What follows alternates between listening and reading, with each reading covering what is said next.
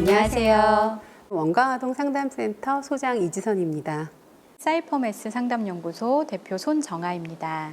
네, 오늘은 아이의 마음을 알면 행복해지는 육아 중에서 첫 번째 강으로 아이의 기질에 대한 부분들을 이야기 나눠 보려고 하는데요.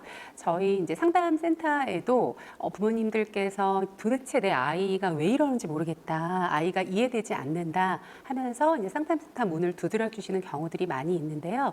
아이의 문제 행동에 집중하기보다는 먼저 내 아이의 기질과 성향에 대한 이해가 먼저 이루어져야 더욱 효과적인 양육을 잘 할 수 있는 것 같아요. 그래서 오늘 첫 번째 강의 시간에는 아이의 기질에 대한 개념, 그리고 특징, 그리고 기질의 유형, 그리고 유형에 따른 부모님의 양육 태도에 대해서 이야기 나눠볼까 합니다.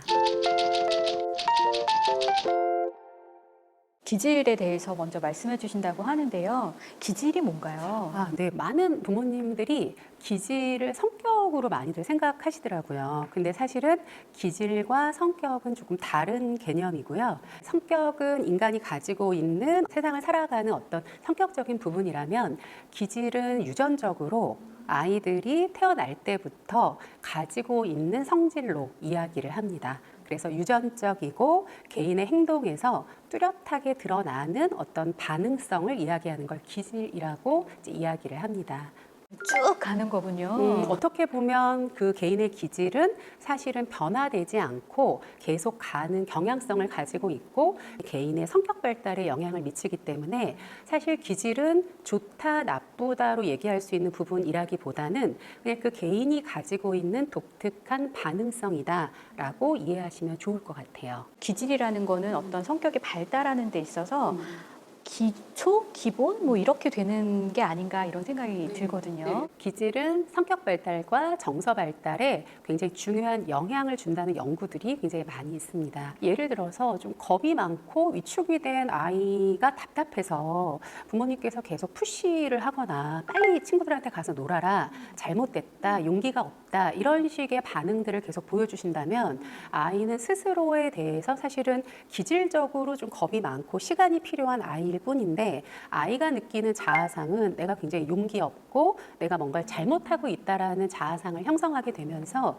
자기에 대한 부정적인 인식을 갖게 돼요. 이런 식으로 기질에 맞추어진 양육이 잘 들어가지 않게 되면 아이는 자기에 대한 부정적인 느낌을 형성할 수밖에 없습니다. 기질 자체가 문제가 아니라 부모님이 이 기질을 어떻게 다뤄주시냐에 따라서 이후에 연결이 되는 성격 발달이나 정서 발달에 있어서 굉장히 중요한 영향을 끼친다고 할 수 있습니다. 그래서 기질은 앞서 얘기했듯이 이 아이들이 보여주는 반응성이기 때문에, 환경에 대한 반응성이기 때문에 이 아이들의 사회적인 행동을 부모로 하여금 예측해 볼 수 있게 하는 어떤 요인이 되기도 해요. 얘가 새로운 유치원에 갔을 때는 긴장하겠구나.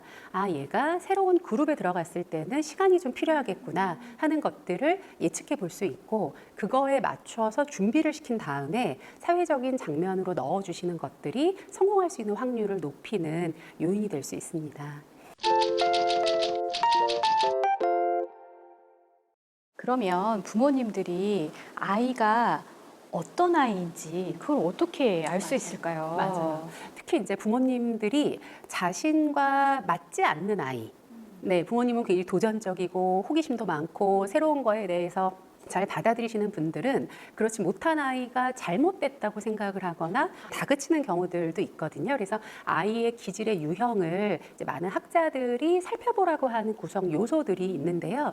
순한 아이, 까다로운 아이, 그리고 조금 시간이 필요한 더딘 아이, 이렇게 세 유형으로 많은 학자들이 나누어서 이제 설명을 해주고 있습니다. 네, 순한 아이는 전체 한 40% 정도 해당한다고 보고 있고요.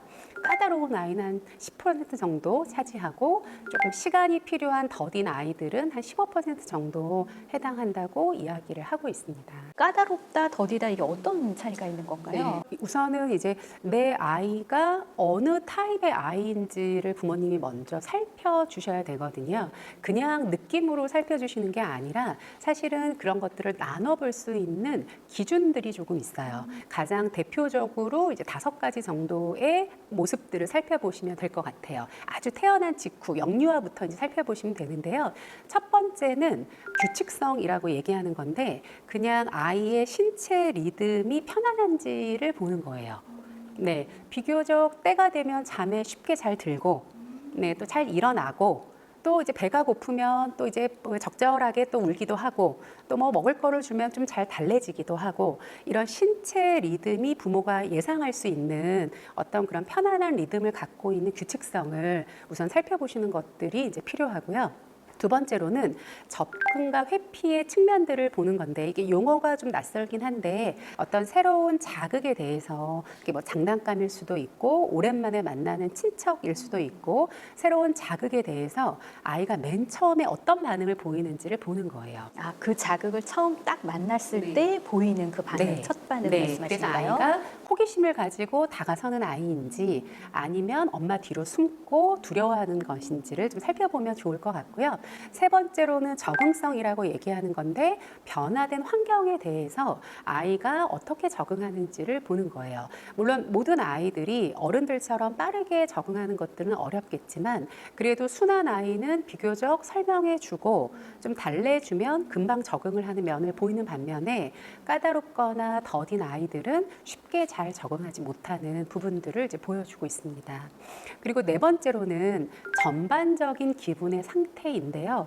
어떤 아이들은 하루 종일 그 잘 웃고 엄마랑 상호작용도 잘하고 네, 그 즐거운 감정들을 보다 많이 갖고 있는 아이들이 있고 어떤 아이들은 깰 때부터 울음소리부터도 짜증스럽고 네, 뭔가 이렇게 반응들이 짜증이나 화가 나는 아이들이 있을 수 있거든요. 이런 기분의 상태가 어떤지를 살펴주시는 것도 하나의 기준점이 될 수 있고요.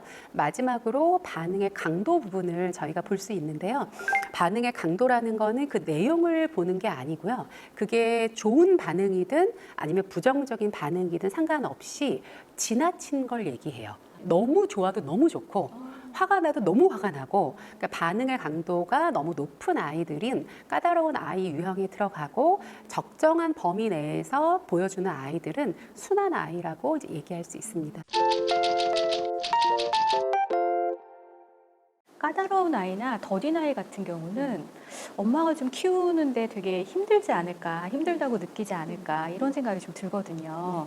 까다로운 기질의 아이들은 가장 먼저 상담센터를 방문하는 아이들이라고 보시면 될 것 같아요. 왜냐하면 이 아이들은 짜증과 화가 많고 적응이 어렵잖아요. 그리고 요즘은 맞벌이로 부모님들께서 그 아이랑 함께 할 수 있는 시간이 굉장히 적기 때문에 아이에 대한 이해가 충분하지 않은 상태에서 자꾸 갈등이 생겨나기 때문에 도대체 어떻게 해야 될지 모르겠다. 내 아이지만 이해가 되지 않는다 해서 이제 찾아주시는 경우들이 많은 것 같아요. 그런데 더딘 아이들의 경우에는 유아기 때는 의외로 잘 찾아오지 않는 경우도 많은 것 같아요. 왜요? 네, 더딘 아이들은 사실은 선생님들이 보시기나 부모님들이 보시기에는 그냥 수줍고 조금 소심하고 샤이한 아이 정도로만 보이기 때문에 그게 문제라고 생각을 하지 않으시거든요. 그래서 방문을 해주시는 경우들은 오히려 학령기에 들어가서 독자적으로 자기 스스로의 힘으로 학교 생활을 하고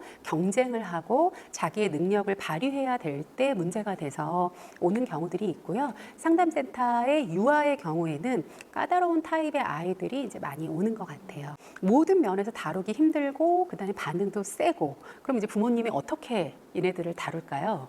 너무 어려울 것 같아요. 막 혼내기도 할 것 같고요. 때로는 꾹 참기도 할 것 같고요. 그리고 막 엄마 혼자 막 이렇게 어쩔 줄 몰라갖고 얼굴만 붉히고 막 씩씩거리고 막 이렇게도 될 것 같아요. 네, 그 모든 거를 다 해주시는데요. 네, 이렇게도 달래도 보고 혼도 내고 어떤 방법을 써도 아이한테 먹히지 않으니까 부모의 효능감을 굉장히 떨어뜨리는 아이들이고 나 때문에 아이가 혹시 문제가 있나 내가 잘못 키우고 있나 하는 느낌을 부모님들이 많이 받으시는 것 같아요. 왜냐하면 아이들이 요즘에는 이제 기관을 굉장히 일찍 가잖아요. 15개월, 18개월 일찍 가기 때문에 그 맞벌이 하시는 분들의 경우에는 계속해서 기관의 부적응이라든가 친구를 때리거나 교사의 지시를 잘 따르지 않는다라는 부정적인 피드백을 어머님한테 계속 이제 주게 되니까 어머님 스스로도 스트레스가 굉장히 많으시고 우리한테 문제가 있나 이런 생각 때문에 어떻게 하시냐 아이한테 굉장히 더 엄하게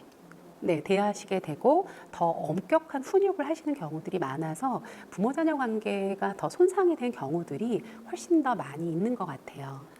또 까다롭거나 더딘 아이들은 부모님이 답답하거나 또 힘들기 때문에 아이하고 부정적인 관계를 맺는 경우들이 많이 있기 때문에 이 부분들이 굉장히 중요한데요. 아까 얘기한 것처럼 기질이라고 하는 거는 맞고 틀린 개념이 아니라 그냥 반응을 어떻게 보여주는가, 이 아이가 이 타고난 특성으로 보여주시면 되고, 아이마다 다를 수 있다. 어떤 애들한테는 즐거운 자극이 어떤 아이들한테는 무섭거나 불편한 자극이 될 수 있고, 어떤 아이는 금방 적응할 수 있는 어떤 놀이터가 어떤 아이는 충분히 관찰하고 시간을 필요로 하는 부분일 수 있다는 것들에 대해서 이해하셔서 내 아이를 잘 관찰해서 아이가 어떤 기질인지를 잘 살펴주시는 게 1단계로 필요하고, 그 아이의 성향과 기질에 맞게 그 속도에 맞게 부모님들께서 기다려주시고 인정해주시는 태도들이 굉장히 중요하다고 볼 수 있고, 그래야 아이는 비로소 편안한 방법으로